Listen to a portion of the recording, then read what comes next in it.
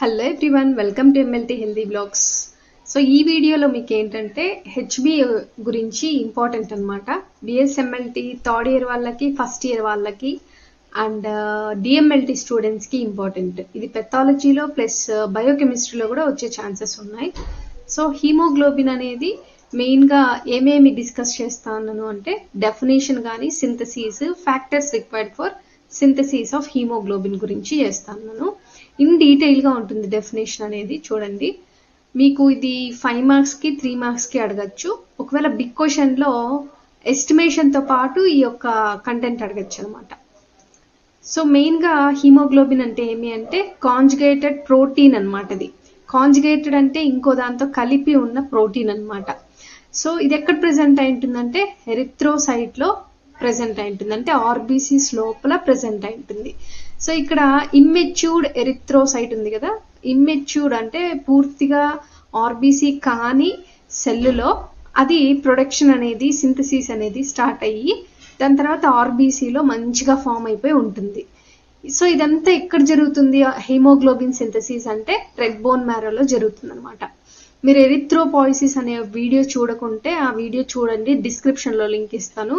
ఎరిథ్రోపాయిసిస్ అంటే ఏమంటే RBC formation అనమాట. ఆర్బీసీ ఫామ్ అయ్యేటప్పుడు ఫస్ట్లో హీమోగ్లోబిన్ ఉండదు ఆర్బీసీలో.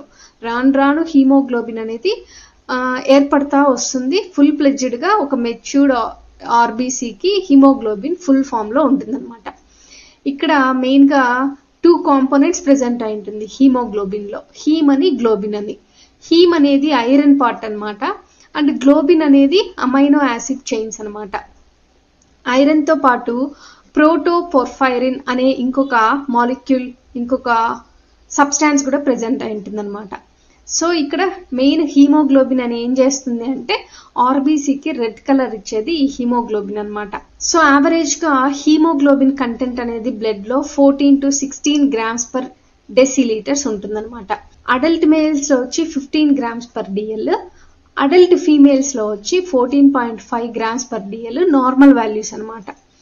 సో ఇంకా హీమోగ్లోబిన్ స్ట్రక్చర్లోకి వెళ్తే, హీమోగ్లోబిన్ స్ట్రక్చర్ ఆల్రెడీ మనం కాంజుగేటెడ్ ప్రోటీన్ అని చెప్పుకున్నాం కాబట్టి, సో ఈ ప్రోటీన్ ఏం చేస్తుందంటే ఐరన్ కంటైనింగ్ పిగ్మెంట్తో కంబైన్ అయి ఉంటుందన్నమాట. ప్రోటీన్ పార్ట్ని మనం గ్లోబిన్ అని అంటాము. సో దానికి ఏముంటుందంటే ఐరన్ కంటైనింగ్ పిగ్మెంట్ కూడా ప్రెసెంట్ అయి ఉంటుంది, అది హీమ్ అనమాట. ఓకే, సో హీమ్ అనేది మామూలుగా చాలా పార్ట్స్ ఉంటాయన్నమాట. అంటే హీమ్ అనేది డిఫరెంట్గా కాంజుగేట్ అయి ఉంటుంది. ఇప్పుడు సపోజ్ మయోగ్లోబిన్ అని చూసుకుంటే, సో మయోగ్లోబిన్ అనేది మీకు ఇక్కడ ఆక్సిజన్ బైండింగ్ పిగ్మెంట్ అని మజిల్స్లో ఉంటుంది అనమాట. సో దాన్ని మనం మయోగ్లోబిన్ అంటాం. ఒకవేళ బ్లడ్లో ఈ యొక్క గ్లోబిన్ ప్రెసెంట్ అంటే హీమోగ్లోబిన్ అంటాం. నెక్స్ట్ న్యూరోగ్లోబిన్ అని ఉంది, ఆక్సిజన్ బైండింగ్ పిగ్మెంట్ అనమాట, బ్రెయిన్లో ప్రెసెంట్ అయి ఉంటుంది. హీమోగ్లోబిన్ స్ట్రక్చర్లో ఇది కాంజుగేటెడ్ ప్రోటీన్, అంటే ఇంకొక దాంతో కంబైన్ అయిన ప్రోటీన్ అనమాట. సో దీంట్లో ఏంటంటే protein combined with an iron containing pigment. ఇక్కడ మీరు మధ్యలో చూస్తే 4 ఐరన్ ఎలిమెంట్స్ అనేది ప్రెసెంట్ అయినాయి అనమాట. సో ఈ ఐరన్ కంటైనింగ్ పిగ్మెంట్స్తో హీమోగ్లోబిన్ స్ట్రక్చర్ ఉంటుందన్నమాట. సో ఈ ప్రోటీన్ పార్ట్ని మనం గ్లోబిన్ అంటామని ఇంతకు ముందే చెప్తున్నాను. నెక్స్ట్ ఐరన్ కంటైనింగ్ పిగ్మెంట్ని హీమ్ అని అంటాం అనమాట. Okay, iron. సో ఐరన్ గురించి చూస్తే నార్మల్గా it is present in ferrous form అనమాట. ఫెర్రస్ ఫామ్లో ప్రెసెంట్ అయి ఉంటుంది. సో ఇది అన్స్టేబుల్గా ఉంటుంది, చాలా లూజ్ ఫామ్లో ఉంటుంది అనమాట. సో ఇంకొన్ని అబ్నార్మల్ కండిషన్స్లో ఈ ఐరన్ అనేది ఫెర్రిక్ స్టేట్కి వెళ్ళిపోతుంది అనమాట. ఫెర్రిక్ స్టేట్ అనేది వచ్చి స్టేబుల్ ఫామ్ అనమాట. సో నెక్స్ట్ పొర్ఫైరిన్ అనేది ఉన్నాయి కదా, రింగ్స్ ఫామ్స్లో ప్రెసెంట్ అయి ఉంటాయి అనమాట. అవి హీమ్ పార్ట్ యొక్క పిగ్మెంట్ పార్ట్ అనమాట.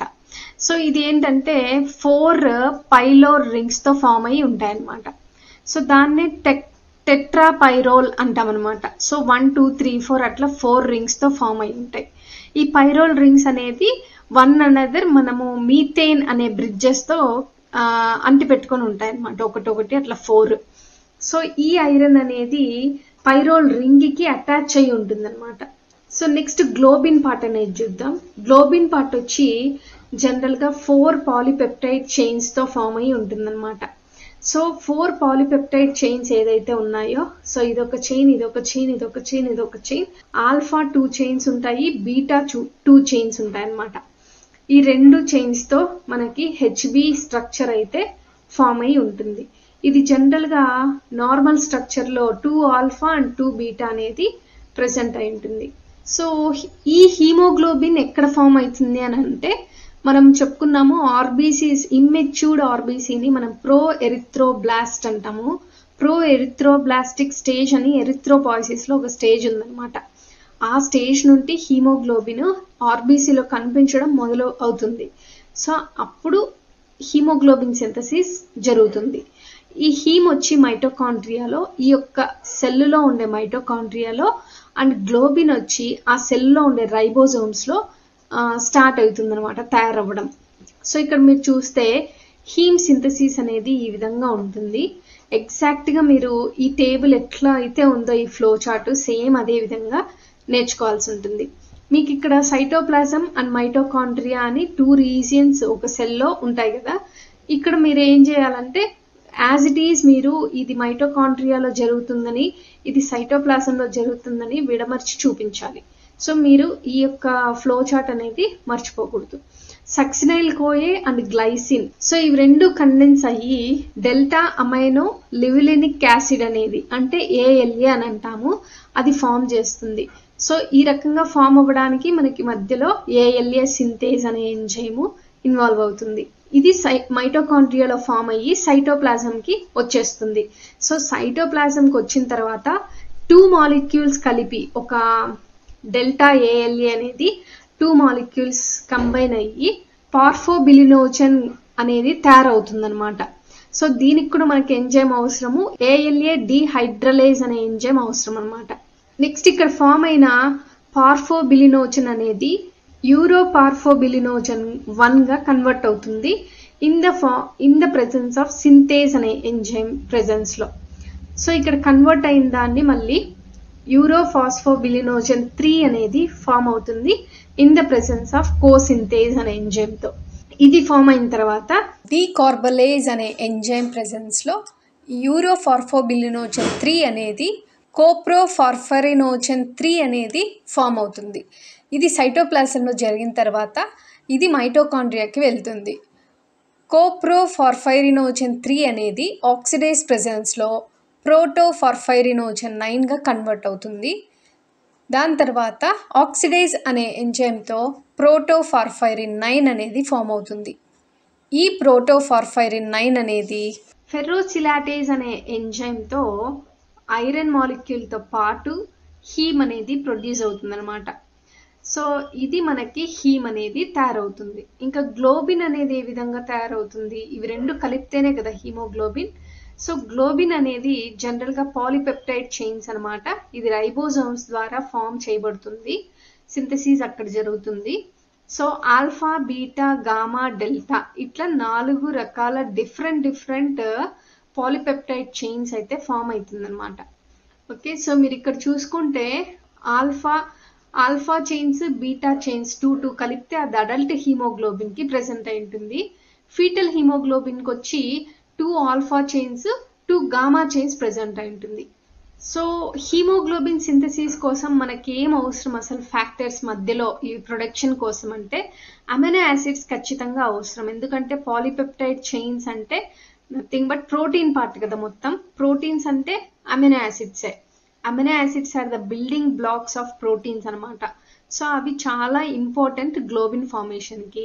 నెక్స్ట్ ఐరన్ అనేది ఫుడ్ లో తీసుకోవడం వల్ల హీమోగ్లోబిన్ ఫామ్ అవుతుంది.